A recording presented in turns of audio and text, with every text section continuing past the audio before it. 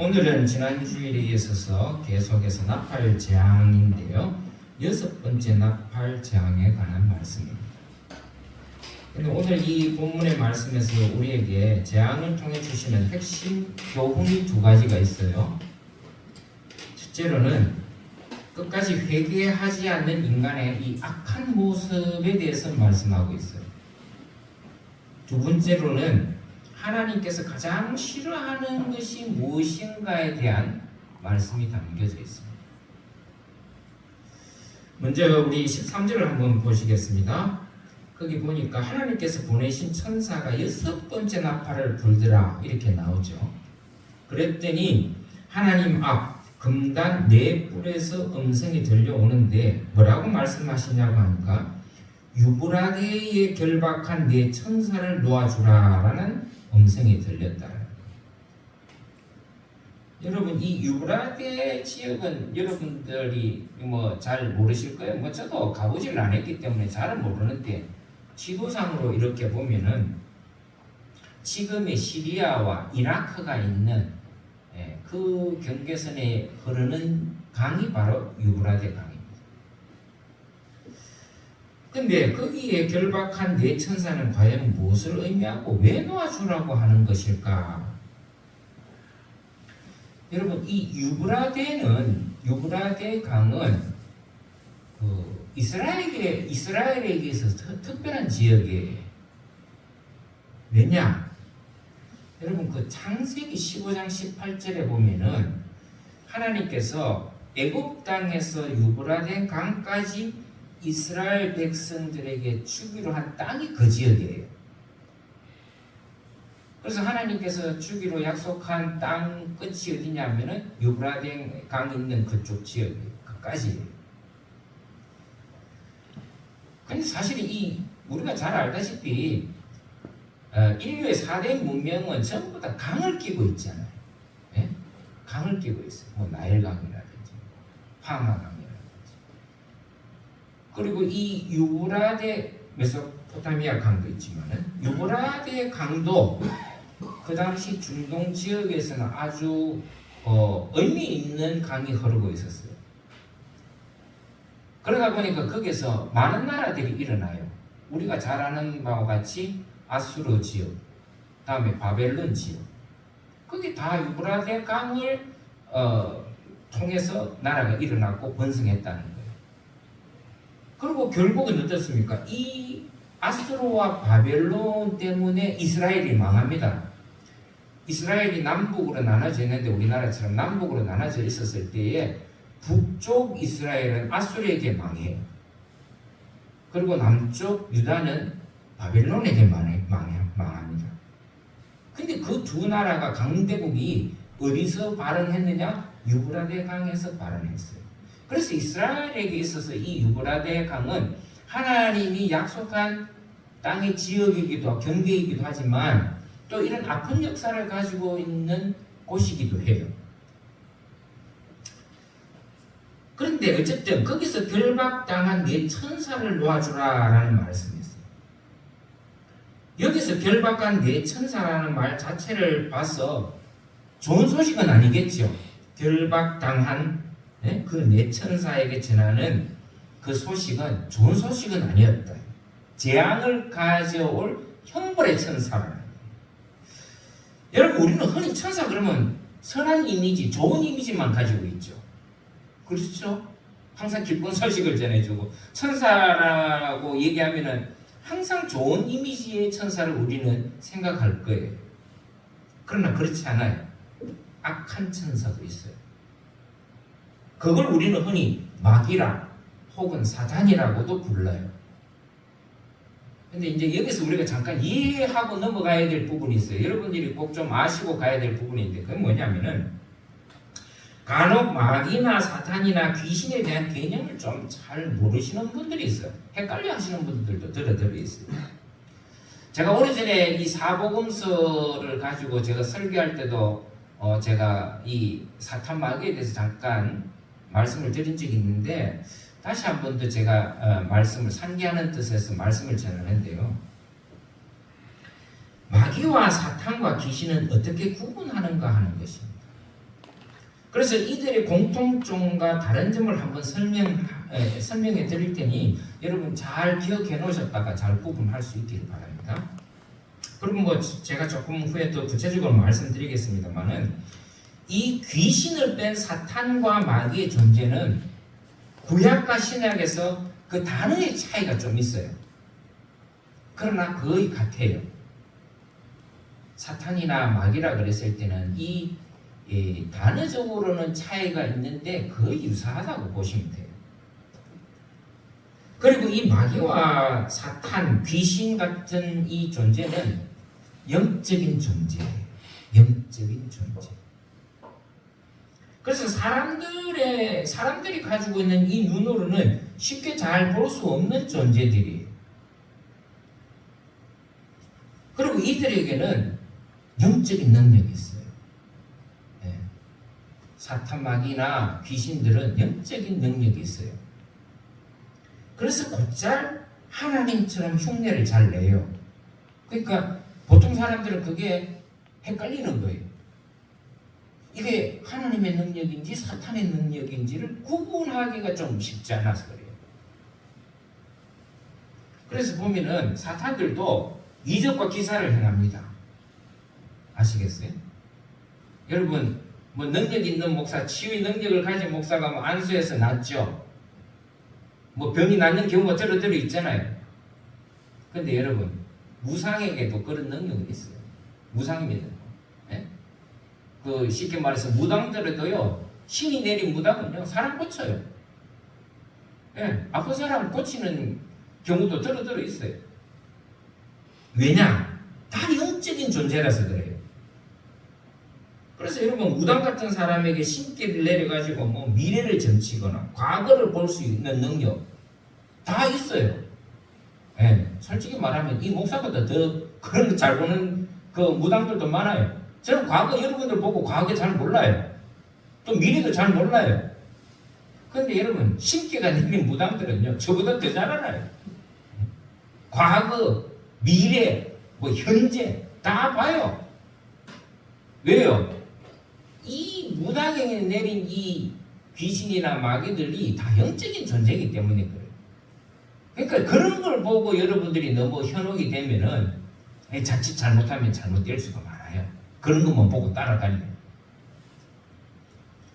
그래서 여러분 우리는 영적인 분별력을 가지고 살 필요가 있어요.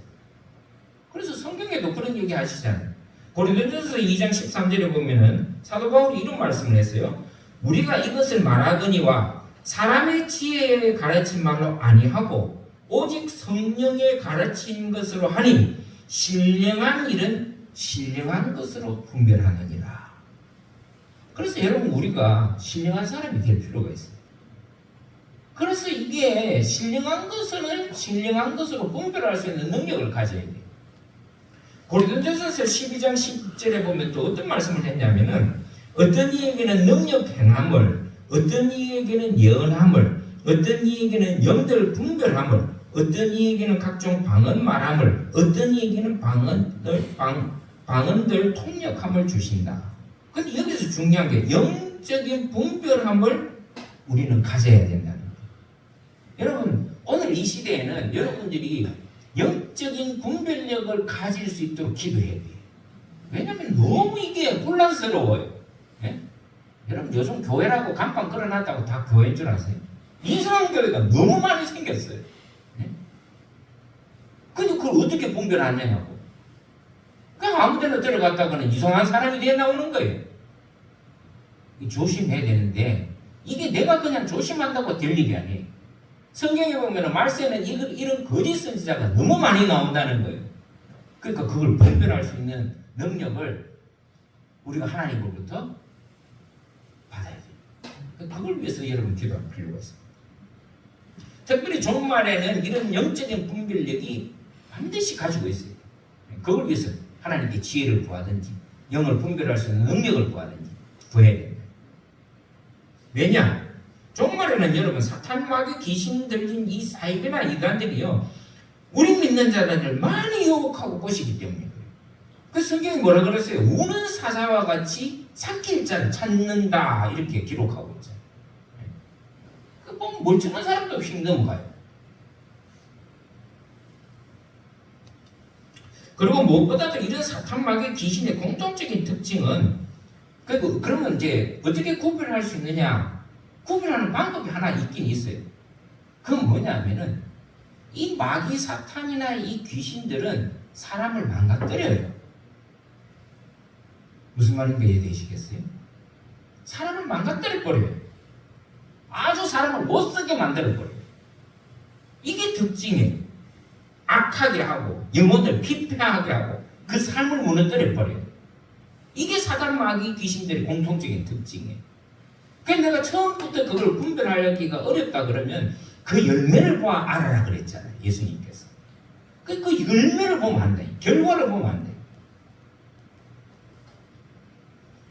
그런데 이 악한 천사들은 다른 점이 있어요. 그게 뭐냐면 역할이 좀 달라요. 이제부터 잘 들으셔야 돼요. 여러분, 먼저 마귀는요, 헬라어로 디아블로스라고 그래요. 디아블로스. 이게 무슨 말이냐면 참소하는 자, 비방하는 자, 그런 뜻이 있어요.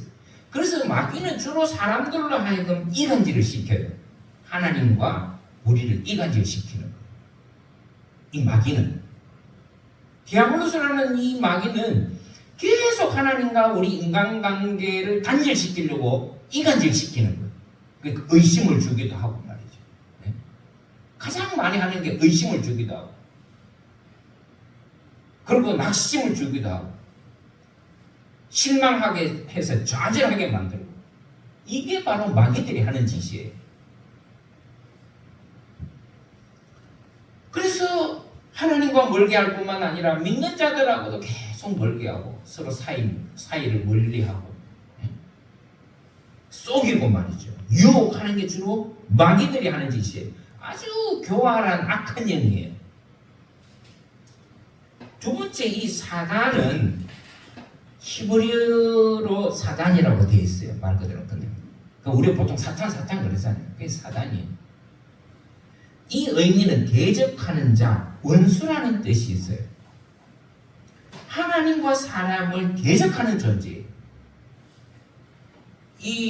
마귀는, 디아블로스는 하나님과 우리를 이간질시키는 역할을 한다 그러면은 이 사단은 하나님을 대적하게 만들어버려요. 이게 다른 좀 특징이에요. 예, 마귀하고 사단의 특징. 그래서 악한 계획을 세워서 실행하게 만들어요. 하나님 나라에 들어가는 것과 하나님을 믿는 일에 방해하는 게 바로 주로 하는 일이 바로 사단이 하는 일이에요. 그리고 세 번째, 귀신은 다이몬이라고 되어 있어요. 다이몬. 거기에서 유래가 됐는데 이건 악한 영이다. 그리고 사단 마귀가 부리는 영으로 가끔 해석이 돼요. 사단 마귀가 부리는 영. 그게 바로 귀신, 다이몬이에요. 그래서 사람들에게 악한 질병을 가져주거나 악한 생각을 불어넣거나 그렇게 해요. 그래서 귀신 들린 사람의 특징을 보면은 이게 영이 병드는 거죠. 정신이 병들거나 영이 병들거나. 왜? 사단은 그런 역할을 하는 거니까. 귀신은 그런 역할을 하는 거니까. 그래서 사탄 마귀의 명령에 따라서 사람을 해롭게 해요. 그러니까 육신의 질병을 갖다 주거나 정신적인 또 혹은 영적인 질병을 이렇게 줘서 사람을 악하게 만들어요. 그러니까 이 마귀 사탄과 귀신의 공통적인 특징이 나오죠. 어떻게 해요? 사람을 병들게 하는 거예요. 사람을 악하게 만드는 거예요. 열매가 아주 나쁜 열매를 맺도록 만드는 게 바로 이런 자들의, 이런 존재들의 역할이에요. 그런데 어쨌든 그런 악한 내천사가 결박에서 풀려났다. 그러면 우리가 대충 이해가 되겠죠. 이 악한 내천사가 활동할 때는 어떤 현상이 일어나겠어요? 많은 사람들이 피폐해진다는 거예요. 그게 뭐 육체적으로든 정신적으로든. 근데 여러분 가만히 한번 생각해 보세요. 오늘 우리 시대에 이렇게 영적으로 또 정신적으로 육체적으로 피폐하는 사람들이 많이 늘어나고 있잖아요. 과거보다 훨씬 많이 늘어나고 있어요.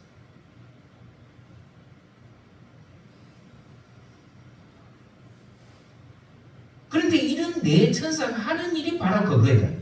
나쁜 짓 할 거라는 거예요. 나쁜 짓 할 거라는 거예요. 자, 15절 보세요.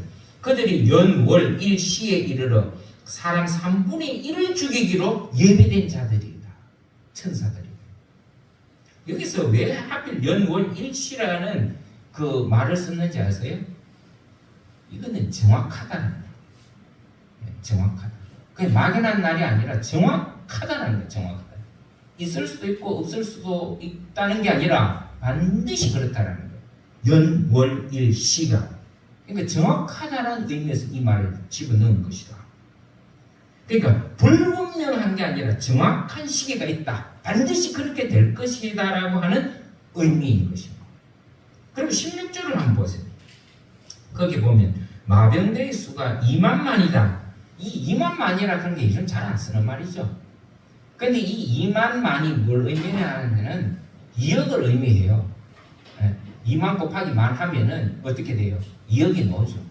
근데 이거는 하나의 상징적인 수예요. 제가 지난번에도 뭐 14만 4천 명에 대해서도 설교를 드렸지만은 그 14만 4천 명이 꼭 14만 4천이다라는 뜻이 아니라 그랬죠. 상징수라는 거예요. 상징적인 수. 근데 이것도 2억의 그 수를 2만만이라 그랬을 때는 2억을 나타내긴 하는데 이거 뭘 의미하겠습니까? 많다라는 거예요. 엄청난 마병대. 여러분 마병대가 뭐예요? 마병대라는 것은 기마부대를 말하는 거잖아요. 기마부대. 여러분 과거에는 이 기마부대가 많으면 많을수록 군대가 강력했어요. 제가 지난번에도 설교했죠. 말은 뭘 상징한다 그랬어요? 힘을 상징한다 그랬잖아요. 전쟁에서 말은 힘이에요. 요즘은 뭐 탱크가 힘이겠지만은 그 당시에는 말이 엄청난 큰 힘이었어요. 그래서 이 말이 엄청난 마병대가 어떻게 돼요? 전쟁을 일으킨다. 대규모의 전쟁을 의미합니다. 그래서 많은 사람들이 이 구절 때문에 제3차 세계대전은 중동에서 일어날 것이다. 그렇게 예언하는 사람들이 생긴 거예요. 뭐 3차 그 세계대전은 중동에서 저 지금 여러분 뭐 이스라엘 뭐 하마스 요르단 시리아 뭐 그 위쪽으로 다 이란 이라크 거기에서 전쟁이 일어날 것이다. 3차 대전은 일어날 것이라고 말하는 근거가 바로 여기에서 나왔어요. 여기에서. 그 지역은 어떻습니까? 뭐 석유도 많이 나오고 또 중동 지역은 갈등이 또 아주 높은 지역이에요. 갈등이. 여러분 이란과 이라크는 원수지간이에요. 사실은. 그 사람들은 달라요. 완전히 달라요. 근데 이 그 요르단, 시리아 이런 지역 이런 지역은 또 아랍에미레이트 이런 지역은 이스라엘하고 또 원수지간이에요. 그러니까 그 지역이 뭐 석유도 많이 나오고 세계 부가 거기 집중되어 있는 데인데 거기서 전쟁이 일어났다고 생각해 보세요. 뭐 뻔하죠.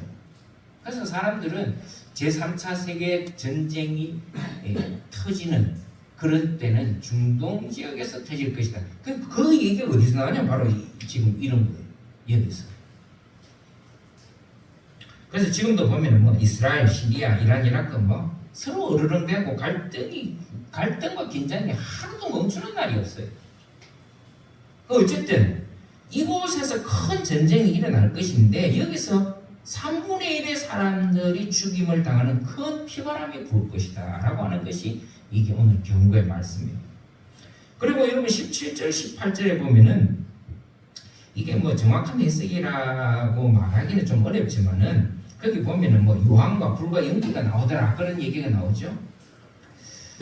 그 어떤 사람은 뭐 해석하기를 화학 무기나 대포나 미사일, 총기류 같은 그런 현대 무기를 표현한 것이 아닐까라고 추측하는 사람도 있어요. 그건 근데 제가 볼 때는 뭐 그게 정확한 답이다라고 말하기는 좀 어려운데 어쨌든 뭐 핵무기를 사용하든지 이 당시 사람들에게 있어서 이 뭡니까 그 유황과 뭐 불과 연기 이거는 상당히 그 위협적인 존재거든요. 두려움의 존재란 말이에요. 그러니까 이런 두려운 존재가 이 3분의 1을 삼킨다. 오늘날로 말하면 뭐 얼마든지 가능한 추측이긴 해요. 여러분 뭐 요즘 사람들 죽이는 거 뭐 전쟁 나면요 미사일 같은 거 쏘면 뭐 바로 쑥대밭이 되잖아요. 거기다가 뭐 과거에는 여러분 핵무기가 뭐 히로시마나 뭐 이런 데 대해서 큰 핵폭탄이 떨어져야 뭐 요즘은 그것도 아니에요. 작은 소형 핵폭탄이 많이 만들어져 있어요. 그거 떨어뜨리면 우리 한반도 같은 거는 순식간에 날아가는 거예요. 몇 개만 떨어뜨리면. 그러니까 그만큼 그 3분의 1을 죽일 수 있는 만큼의 무기들이 아마 등장하지 않을까 하는 예측을 하는 사람들이 있어요. 근데 여러분 여기 보세요. 3분의 1이 죽는 거는 순식간인데 그래도 그런 비참한 상황에서도 살아남은 사람들이 있어요. 오늘 본문에 여러분 제가 읽었지만은 3분의 1을 죽지만은 그러나 또 살아나는 사람도 있다. 근데 여러분 이 후반절 20절 21절을 보면 우리가 정말 교훈받아야 될 게 있어요. 그렇게 비참한 상황 속에서 살아남은 사람이라면 어떻게 해야 되겠어요? 회개하고 하나님께 돌아와야 되잖아요. 그렇지 않아요? 제가 그 1997년에 여러분들 기억나십니까? 1997년에 무슨 일이 일어났습니까? 우리나라에. 예, IMF가 일어났잖아요. 저도 IMF의 피해자의 한 사람이에요. 그때 제가 목회를 하면서 IMF가 터지고 막 멀쩡한 회사에 다니는 사람이 다 그냥 나가 떨어졌어요. 졸지에 40대가 됐는데 한참 일할 나이잖아요. 회사에서 그냥 잘리는 거예요. 그런 사람이 우리 교회 안에서도 제가 있었던 교회 안에서도 수도 없이 있어요. 다른 사람은 다 멀쩡한 회사고 좋은 회사라고 다니고 은행원이건 뭐고 다 필요 없어요. 다 잘렸어요. 40이 넘으면 그냥 뭐 나가야 되는 거예요. 기업하는 분들도 있었어요. 다 파산이 됐어요. 저희 집도 그때 날아갔어요. 저희 집도. 근데 제가 그때 느낀 게 하나 있었어요. 그게 뭐냐면은 그렇게 참혹하고 뭐 우리나라 경제가 엉망이 되고 막 여기저기 파산이 나고 중산층이 무너졌다 그랬을 때 저는 속으로 기뻤어요. 뭐 기뻤다라고 표현하기는 뭐 하지만은 제가 한 가지 희망 건 게 있었어요. 그게 뭔지 아세요? 야, 이 정도 되면은 우리 믿는 사람들이 신앙이 하나님 앞에 다시 돌아오지 않겠는가? 예?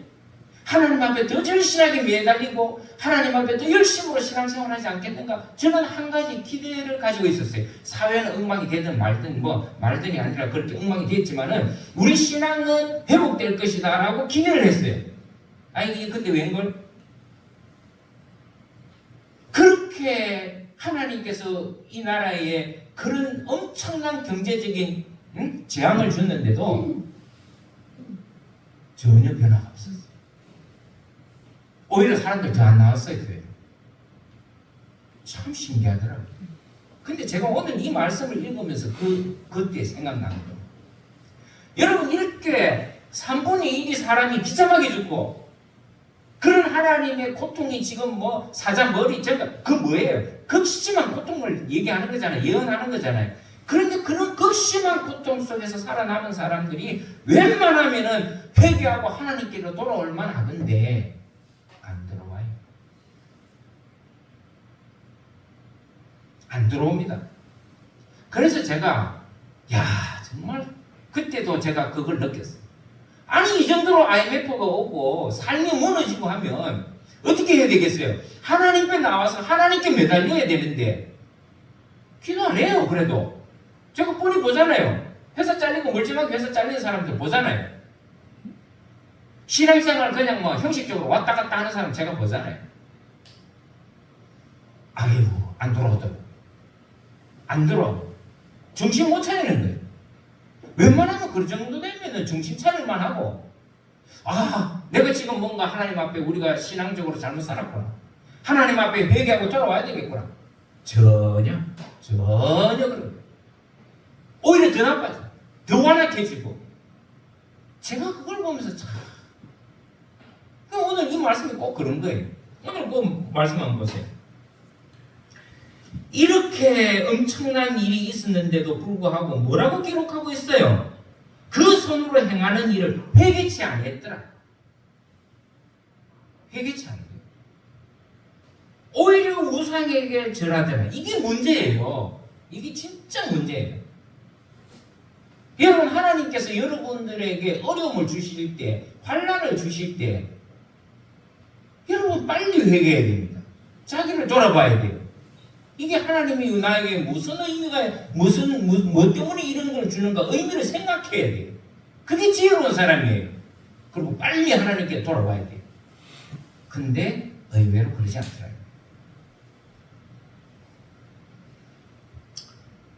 우리에게 하나님의 심판이 내려지거나 하면 하나님께서 회개할 기회를 주시구나 하고 회개하고 하나님께 찾는 게 아니라 더 우상에게 절하고 복술자를 찾고 귀신을 찾고. 여러분, 제가 요즘 우리 사회를 보면서 참 느끼는 참담함이 하나 있습니다. 그게 뭔지 아십니까? 아니, 서울대 법대를 너무 많냐고요. 예? 여러분, 서울대 법대 그러면 그래도 우리나라에서는 최고의 지성이 다니는 대학 아니에요? 근데 서울 법대를 나오고 또 뭐 미국의 유명한 대학을 나오고 한들 뭐하냐고. 손에 왕자나 새기고 다니고 말이죠. 무속인에게 자기 인생을 맡기고 말이죠. 이게 말이 되는 소리냐고. 말이 되는 소리냐고. 제가 들어보니까 국무총리 부인도 정보로 다니고 그랬다면서. 참. 여러분, 아무리 좋은 대학을 나오고 아무리 높은 지위를 가져도요, 제가 보면서 참 사람들이라는 어리석구나. 아니, 대통령을 하고 검찰총장을 하고 국무총리를 하면 뭐하냐고. 서울대 법대를 나오고 외국의 유명한 대학을 나와도 뭐하냐고. 그게 무당한테 구치나하고 점쟁이나 도사라는 사람한테 손에 왕자나 새기고 그런 미신과 우상을 섬기는 사람 말이나 듣고 다니는 지도자가 잘 될 리가 있겠냐고요. 예? 얼마나 한심한 일이에요. 근데 더 한심한 게 있어요. 그게 뭔지 아세요? 그런 우속에 빠진 지도자들을 기독교인들이 지지한다는 거예요. 이 너무 한심한 거 아니에요? 아니, 하나님을 믿는다고 하는 자들이 그런 사람을 추종하는 거예요. 이게 상식적으로 말이 되냐? 이게 우리가 이때까지 말이죠, 새벽기도 하고 3일 밤 예배 얼마나 많이 했는데 다 소용이 없는 거예요. 성경 공부 그렇게 많이 하는 우리나라 아니에요? 근데 그렇게 성경 많이 보고 기도 많이 하고 예배 많이 드린다고 하고 기도에 많이 하고 금식 다 부질없는 짓이. 정확한 자기 신앙관 믿음관이 없으면요, 그건 아무 소용없어요.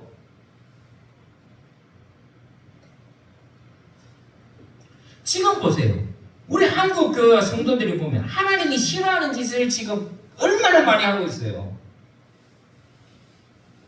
그런데도 우리가 하나님 앞에 심판을 면할 생각을 하겠어요? 저는 어린 반포너치도 없다고 생각해요. 우리는 지금도 고생해야 돼요. 어쩌면 하나님께서 이 한국 사회를 무너뜨릴 수도 있어요. 왜요? 믿는 자들도 우상을 추종하고 살아간다니까요. 하나님께서 가만히 두시겠어요? 이 제정신들이 아니에요. 뭐가 옳은 건지 그런지를 몰라요. 분별을 못해요. 정신 차려야 됩니다. 저는 우리 두란노 교회 성도들이라도 우리 두란노 교회만큼이라도 정신 좀 차렸으면 좋겠어요.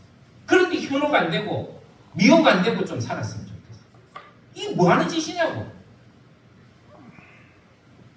제 주변에도 보면은 큰 교회도 보면은 목사님들이 저 지방에 있는 제 친구 목사님들이 많아요. 보면은 그 있는 교인들 끌고 지금 강화문에 가고 집회한다고 적하고 앉았어요. 미치는 거죠. 이게 도대체 하나님의 편에 봤을 때 이게 뭐 하는 짓이냐, 뭐 하는 짓이냐. 여러분 정신 차려야 됩니다. 그리고 요즘 보면요, 여러분 TV를 잘 보세요. 과거에는요, 무속인들이나 점쟁이들이 TV에 나오는 일이 거의 없었어요. 근데 요즘 보세요. TV 틀면은 뭐 전본다 그러고 무속인들 나와서 뭐 프로그램 하고. 지금 우리 사회가 우상으로 빠져들고 있다는 걸 여러분들 그걸 보시면서 정신 차려야 돼요. 그게 암암리의 사람들에게는 섬에 들어가는 거예요.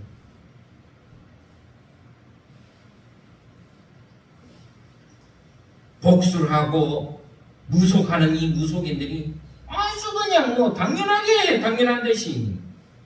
근데 그게 얼마나 많은 우리 국민들에게 영향을 끼치는지 여러분 모르시죠? 보세요. 대통령과 총리 부인까지 해갖고 또 뭐 군 장성들도 보세요. 참 이게 그러니까 저런 사람들도 저 모양인데 보통 국민들은 오죽하겠네요. 여러분 하나님께서 가장 싫어하시는 일이 뭔지 아세요? 우상 숭배예요. 그래서 10계명에서 제1계명이 뭐예요? 나 외에 다른 신을 섬기지 말라 그랬잖아요. 제일 중요한 거예요. 근데 오늘 우리 그리스도인들은요, 그걸 당연하게 그냥 뭐 아무렇지도 않게 생각해요. 점집에 돌아가다니고 무속인들한테 자기 물어보고 이게 뭐 하는 짓이냐고. 여러분 오늘 이 경고의 말씀을 왜 주시는지 아세요? 돌아오라는 거예요. 예? 왜 우리에게 그런 고통을 주시고 환난을 주세요? 돌아오라는 거잖아요. 회개하고 하나님께 돌아오라. 근데 여러분 보세요. 끝까지 회개하지 않아요. 이게 뭘 의미하느냐? 말세가 되면요, 사람들은 교만하게 된다는 뜻이에요. 교만하게 돼요. 여러분 우리는 하나님 앞에서 겸손해야 돼요. 하나님께서 나에게 어떤 경고의 메시지나 시험을 주면 눈치채야 돼요. 네? 눈치채야 돼요. 아, 내가 뭔가 고쳐야 될 게 있나? 내가 하나님 앞에서 뭔가 올바르지 못한 게 있나? 자신을 살펴야 되잖아요. 그리고 그게 자신에게 문제가 있으면 회개하고 돌이켜야 되잖아요. 근데 어떻게 해요? 오히려 하나님 원망하고 자신의 고집 피우더라는 거예요. 이게 교만한 거거든요. 말세가 되면요, 하나님이 어떠한 고통을 주더라도요, 사람들이 교만해지게 돼 있어요. 딱 표가 나요. 여러분 우상 그러면은 꼭 무슨 형상을 만들고 거기서 절하는 게 우상이 다가 아니에요. 하나님보다 우선하는 자신이 우상일 수 있어요. 하나님보다 자기를 먼저 생각하는 다 우상이에요. 자만심, 여러분 자신의 우상인 거 아셔야 돼요. 교만, 그것도 자기 우상이에요. 때로는 자신의 신념이나 철학이나 사상이 우상일 수 있어요. 그것을 고집하는 모든 것이 우상이에요. 그렇기 때문에 항상 자신을 돌아볼 수 있는 겸손함이 필요해요.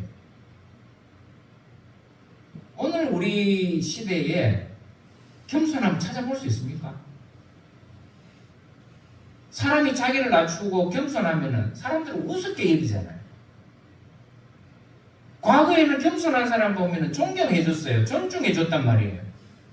요즘은요, 겸손하면 어떻게 되는지 아세요? 바보 취급받아요. 이게 악한 시대의 증거예요. 그런데 마지막 시대가 되면은 그런 겸손함을 찾기가 어렵다는 거예요. 네? 더 교만하고 더 고집스러워지고 하나님이 아니라 자기 소견에 옳은 대로 행동해버려요. 이게 하나님 보시기에 옳은가 그른가를 생각 안 해요. 내 생각에 맞으면 그게 답인 거예요. 물론 내 생각이 옳을 수 있어요. 그러나 먼저 우리는 이게 하나님 편에서 옳은가 아닌가를 우리가 구분해낼 줄 알아야 돼요. 다 요즘은 자기 옳은 대로 다 행하잖아요. 근데 여러분 보세요. 그 결과가 얼마나 참혹한지. 여러분 지금 17장 이하의 그 환상을 통해서 보여지는 거 한번 보세요. 이 지옥과 같은 곳이다. 지옥과 같은 곳이 된다는 거예요. 여러분 이 유황과 연기와 불을 뭐 의미합니까? 지옥을 의미하잖아요. 지옥과 같은 곳이다. 여러분 하나님은 항상 언제나 우리를 주님께로 돌아오기를 원하세요. 우리가 잘못 갈 수도 있지. 실수할 수도 있죠. 그 중요한 거는 뭔지 아세요? 거기서 고집 피우면 안 된다는 거예요. 회개하고 하나님께로 돌이킬 수 있는 용기가 필요해요. 그게 겸손이에요. 근데 많은 사람들은 이 교만한 마음 때문에 하나님께로 돌아오지 못하고 오히려 우상에 더 의지하는 어리석음을 행할 때가 많다. 여러분, 그렇습니다. 우리는 항상 하나님 앞에서 자기를 낮추는 겸손을 가질 필요가 있어요. 신앙생활할 때 그게 가장 중요한 덕목이에요. 신앙인의 덕목. 회개할 줄 알고 겸손해야 할 줄 아는 거. 그래야 살 수 있다는 거예요. 살 수 있다. 저는 우리 두란노 교회 성도 여러분들은 오늘 이 시대에 하나님께서 보여주시는 이 사건들, 사고들 속에서 하나님의 음성과 메시지에 귀를 기울일 필요가 있어요. 오늘 우리 사회에서 이런 여러 가지 나타나는 현상이 왜 왔는지, 그 이면에는 하나님의 어떤 뜻이 있는지를 생각해낼 줄 알아야 돼요. 그래서 지혜롭고 분별력을 가지고 하나님의 뜻과 사단의 계계를 분별할 수 있는 능력을 길러야 돼요. 오늘 이 마지막 때는 그게 정말 필요한 것 같아요. 그래야 이 시대를 통해서 오늘 우리 주변에서 일어나는 이 환경과 여건과 사건들 속에서 하나님의 뜻을 발견할 수가 있는 거예요. 저는 요즘 우리 사회가 많이 혼란스럽죠. 뭐 우리나라뿐만 아니라 지금 전 세계를 봐도 그래요. 얼마나 혼란스럽습니다. 이 속에서 살아가는 우리들이 이런 하나님의 지혜가 충만하기를 바랍니다. 그래서 이 시대를 살아갈 때 하나님의 주신 지혜로 옳고 그름을 분명하게 분별할 줄 아는, 그래서 하나님의 뜻에 맞게 살아갈 수 있는 어리석은 사람이 아니라, 어리석은 결정을 하며 사는 사람이 아니라 바른 결정을 하고 하나님의 주신 지혜로 하나님의 뜻을 이루는 저와 여러분 되시기를 주의 이름으로 축원합니다. 기도하겠습니다. 자비로우신 주님, 오늘 이 요한계시록의 말씀을 통해서 저희들에게 주시는 주님이 귀한 메시지가 있다고 저희들은 생각이 듭니다. 이 말씀을 오늘 들었을 때에 오늘 우리에게 주시는 하나님의 음성과 뜻이 무엇인지를 분별할 수 있는 그런 지혜와 또 그런 분별력을 허락하여 주옵소서. 그래서 우리가 어리석은 자가 되지 않고 지혜로운 자로 살아갈 수 있어서 하나님께 영광이 되는 삶을 살게 하여 주옵소서. 예수님의 이름으로 간절히 기도드리옵나이다.